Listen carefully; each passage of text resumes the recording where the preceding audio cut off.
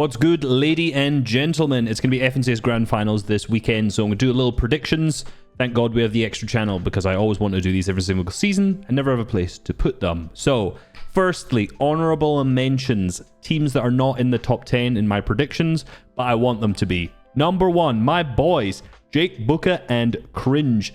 Now, if you're not an avid solo Cash Cup enjoyer, viewer, noticer, discussioner, you might not know these boys, but Jake Booker's basically the EU's best solo Cash Cup player. Is that fair to say? First time making grands. And the reason we're talking about them is that Jake Booker and Cringe are both Scotsmen. Both Scottish. If you don't know, I'm also Scottish. Ironically, I think they're both 15, and I'm 30, so I'm actually the age of both of them combined. Either way, I don't care about being patriotic for EU players. Does a Scotsman care about how good a German player does? Absolutely not. There's no bias there, but I am absolutely biased when Scottish players are in grand finals. So Jake Book and Cringe, want them to do good. Don't care about honorably mentioning anyone else right now. So 10th, we got Pink and Vico.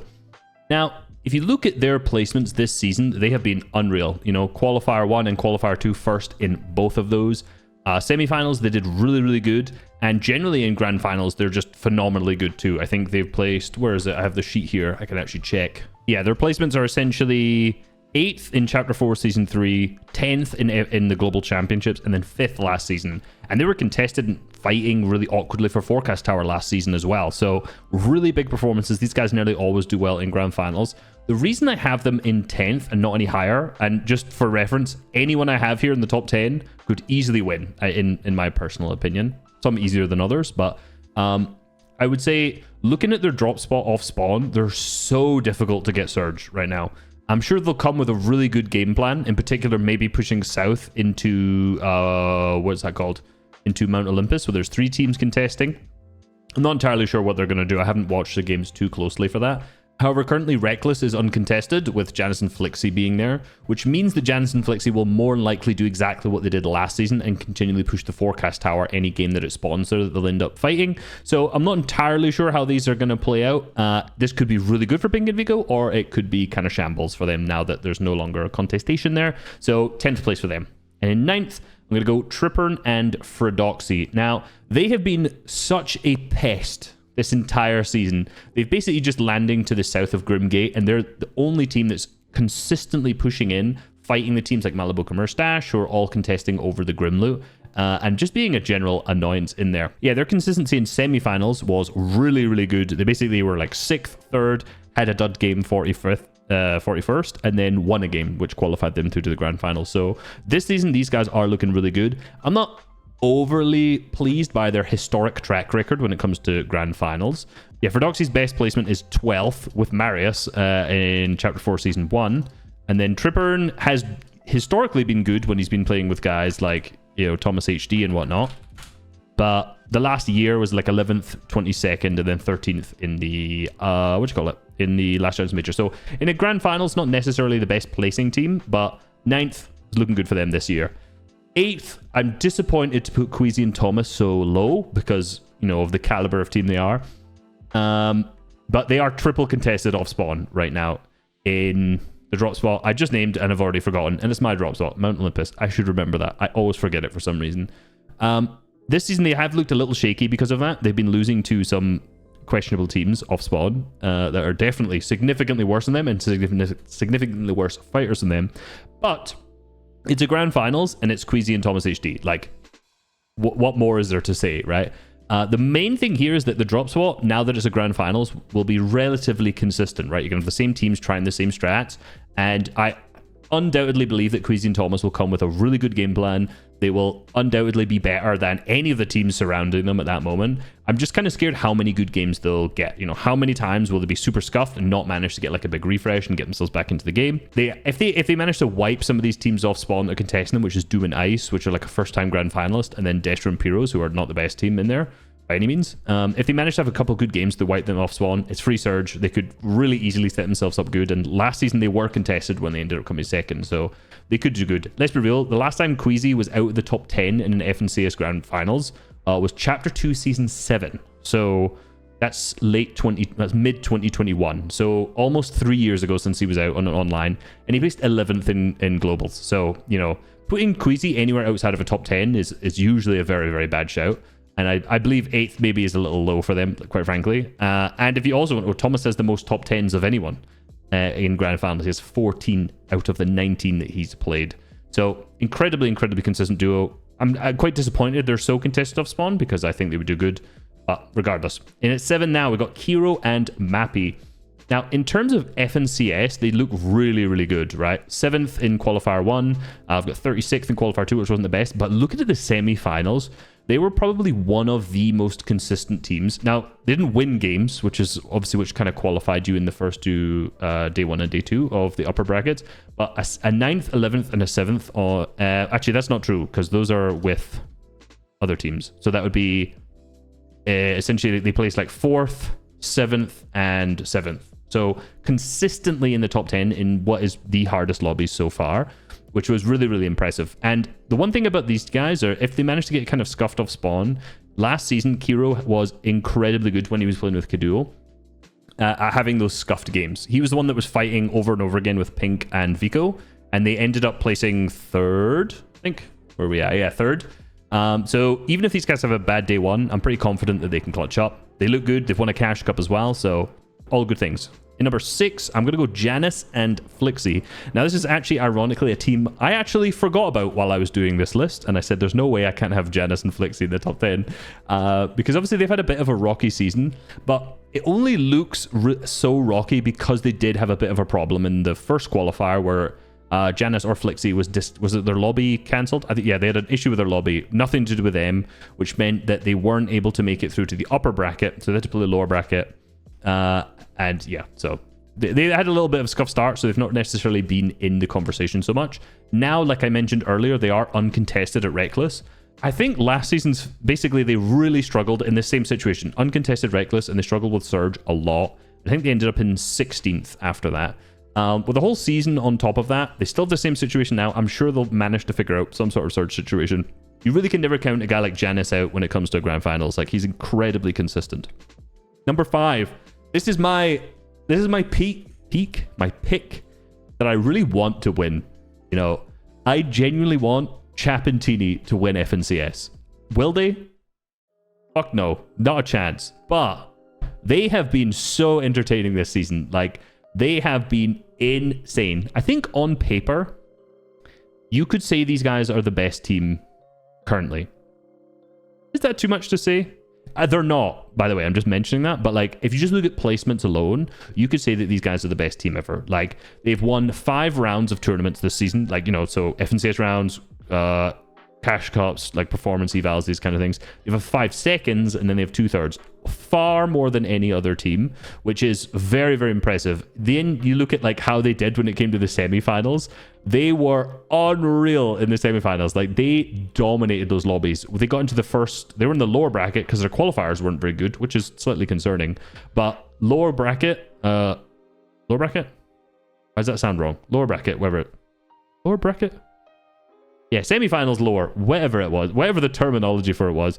They dropped a 25 kill game and a 35 kill win once they'd kind of already qualified up.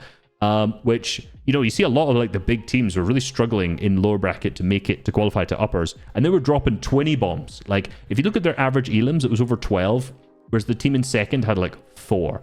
They were so good at fragging.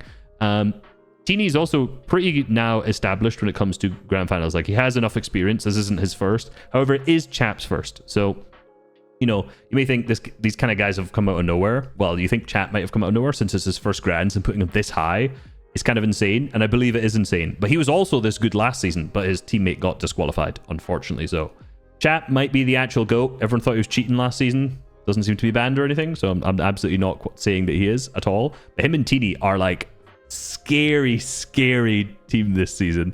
They might absolutely flop, but I've got them at 5th because I basically want them to do good as well. 4th place, Swizzy and Vannak. When I heard this team was coming together, I was very excited because if you've ever watched Swizzy, in particular, he won FNCS with Putrick in Chapter 4 Season 3. He was He's a scary player. I highly recommend anyone look into Swizzy's like gameplay, his perspective. He's a freak in the best way possible. You know, I think of kind of Swizzy, like I think of like some of the crazy, most mechanical players like of Chapter 2, like, you know, Noah Riley at the time. Like his mechanics and fighting ability is crazy. Vannak is very similar. Vannak's had some of the most insane solo clutches I've seen over the last like 2 years. There's so many games where he drops like 10 elims in like the most random situations and wins a game.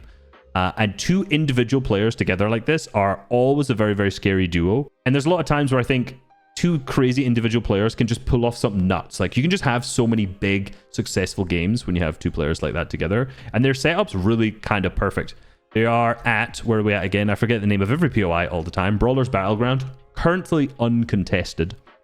I'm not sure if Reason and Vidal will switch back, because I knew those guys were kind of landing there at some point of the season. But it seems like fully uncontested, which means they get the God AR, and they have the triple contested Quesy just to the north of them to absolutely farm for Surge. So I think these guys are set up in a perfect position. I am slightly concerned if they keep getting a lot of northwest zones, because it does take a lot of time to do that with spawn. And that is particularly true if Reason and Vidal do end up contesting, or another team ends up contesting them. But they are looking really, really strong. And third, now, anytime anyone does a prediction on EU, like the top three are basically just all of the same names, but in some sort of different order. You know, maybe historically Quesy and Thomas would have been in this conversation. They still could be, but third place, I'm going Malabuka and Merstash. Sponsor me, Pepsi, please. Now they are at Grimgate. Historic, it seemed like they were uncontested, okay? And they have been horribly contested for the majority of the season, which basically makes it look like their placements aren't that good. Until like the last few seasons where they've managed to absolutely run away with the drop spot, fight everyone off spawn, beat them off spawn, have insane games, win performance eval cups. Like they all of a sudden just turned it on in the last like 2 weeks to be able to perform really, really well. I'm slightly concerned about their off spawn. They're contested by Finn and Wava Halo. Sorry if I pronounced that wrong. Which Trippern and Froxy Froxy coached to grand finals as a Danish. I think he's Danish. One of them is. Whatever, they know each other. So now he's contesting, and Trippern and Froxy is to the south of them. So I'm not saying there's collusion here where Finn and how the hell do you pronounce that name? I don't know. And then Trippern and Froxy will all kind of be fighting together. Not entirely sure of that, but that might happen. Regardless, it'll be MalukaMerach going against Trippern and Froxy for the entire of FNCS, I imagine. And the one thing that's so good about MalukaMerach, as if you've watched my video or you've had really any analytical person talk about them, is if they're contested off spawn, it doesn't matter. The games they win off spawn, they're going to have good games out of. So even say it goes 50-50, MalukaMerach win 50% of the games, Trippern and Froxy win the other half. I do not see them performing badly in those other games. Second, now this was interesting because I had these two flip the other way around, first and second. But because of a change this season, this week, I've changed that. So second, I now have CammySetti. To me, honestly, the meta is so fit for them this season. You know, last season in Chapter 5, Season 1, it was very much so like a fighting meta with, in order to get your Surge, because the new bullet drop, it was very much so the teams who were really good at fighting were able to kind of capitalize on that. Reason and Vidal would be like a prime example. You could just fight for your Surge. You could do it at the edge of the map somewhere. You'd be chilling. You can move on. That is not a meta for CammySetti. They definitely struggled. Interesting fact on that. The first season of every chapter, Chapter 2, 3, 4, and maybe now 5, Cammy has dudded in the Season 1 and then come 5th in Season 2. That's a very strange coincidence. Like, always the first bad season and then a 5th. So, like, his Chapter 2, Season 2, Chapter 3, Season 2, Chapter 4, Season 2, 5th in all of them. Very weird. Very weird coincidence. So, I maybe should have put them in 5th here for that speculation alone. Anyway, yeah, meta is really good for them. It's not a fighting season anymore. It's DMR season. It's like, find a good position, box up, get Surge. It's like the perfect thing for a CammySetti strat. And they've been working really hard with BloodX this season. And I know motivation for this duo has been down across certain times over the last few years. I remember speaking to Setti before after Invitational. After they won Invitational, he was basically like, yeah, I barely even practiced kind of thing. So to see them working really hard this season, I think they're going to be a really difficult team to beat. The reason I put them down from first was that fishing has basically been removed. So the Chains of Hades, if you don't know, has been removed yesterday from competitive events, which is basically just grand finals. That's pretty much the only tournament that's left. And their strategy does revolve around having fish to the south of their drop spot. I'm not sure how much it revolves around it. I'm not going to lie. I haven't dived too deep into their gameplay this season to watch like what percentage of the times they get it. But I'm sure working with Blodex, they'll figure out like a good strategy that doesn't involve that at all. Just means they have a little bit less loot to work with potentially. So really looking forward to seeing these guys do good and hopefully primed up. And in first now, I have Veno and Tayson, who I did have in second prior to the change of like the fishing and stuff like that. You know what's interesting is last season, and even just like theoretically, you'd think Tayson the GOAT of Fortnite, pairing him up with Veno, the best player, you'd think this would be like an unstoppable team. Like, I talked about how good Chap and Teeny's placements are this season. That's the kind of performance that I would kind of expect from Veno and Tayson. To be like, you know, dominate everything, destroy all the cash cups, which I think is interesting. I'd be interested to hear like why that is not the case. But anyway, you know, if you look at their placements this season, you might think they've not performed too well, but they actually really have when you remember that they've been contested pretty much every single game fighting the M8 boys off spawn, which there's always a good amount of memes about out there as well. So when you look at the grand finals performances, though, that's all that really matters. I don't really care how good people do in cash cups. I don't care how good they do in the qualifiers and semis. Sure, that can be an indicator. But at grand finals, the two players in EU who do the best in grand finals historically will always be Tayson and Veno. And now, most importantly, they are fully uncontested at the north side of fencing. No longer 50-50ing Snazy and Podesai off spawn.